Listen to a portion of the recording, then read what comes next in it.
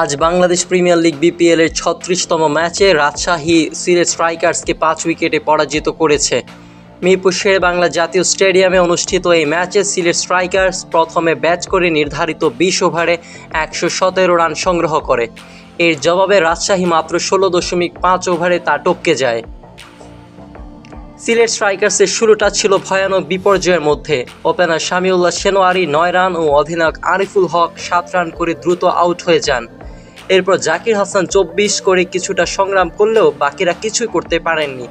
১১.৫ ওভারে সিলেটের স্কোর ছিল ৫ উইকেটে ৫৯ রান এবং এরপর একে একে তারা উইকেট হারাতে থাকে। সিলেটের ইনিংসের সেরা পারফরমার ছিলেন আহসান ভাট্টি, যিনি ২৫ রান করেন, তবে তার ইনিংসও দলে বিপর্যয় ঠেকাতে সক্ষম হয়নি। সিলেট শেষ পর্যন্ত ১১৭ রানে অল আউট হয়ে যায়। রাজশাহীর বোলিং ছিল দারুণ। মেহরাব ৪টি উইকেট নেন মাত্র ১৫ রানে এবং মৃত্যুঞ্জয় চৌধুরী ৩টি উইকেট নেন ৩৩ রানে।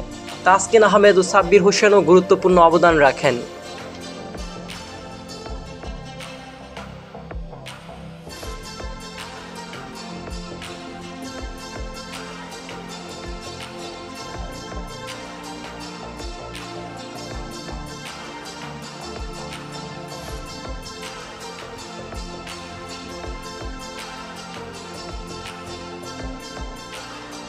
রাজশাহী ১১৮ রানের লক্ষ্য তাড়া করতে নেমে শুরুতেই কিছুটা বিপদে পড়ে।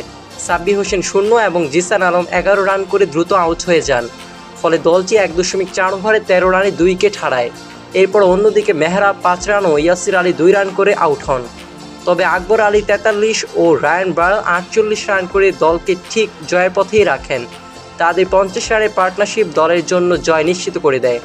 ১৪.২ ওভারে ৯৭ রানে রাজশাহী ৫ উইকেট পড়ে গেলেও বার্ল এবং মেহরাব শেষ পর্যন্ত দলের জয় নিশ্চিত করেন। ১৬.৫ ওভারে তারা লক্ষ্য পূর্ণ করে ৫ উইকেটে জয়লাভ করে। ম্যাচের সেরা খেলোয়াড় নির্বাচিত হন রাজশাহীর মেহরাব, যিনি ৪ উইকেট নেওয়ার পাশাপাশি ২টো ক্যাচও নেন। তার বোলিং ছিল খুবই কার্যকর এবং তার ঝাঁঝালো পারফরম্যান্স সিলেটের ইনিংস শেষ করে দেয়। এই জয়ের ফলে সেমিফাইনালের পথে অনেকটা এগিয়ে গিয়েছে রাজশাহী, আর বাদ পড়ার নিশ্চিত হলো সিলেট স্ট্রাইকার্সের।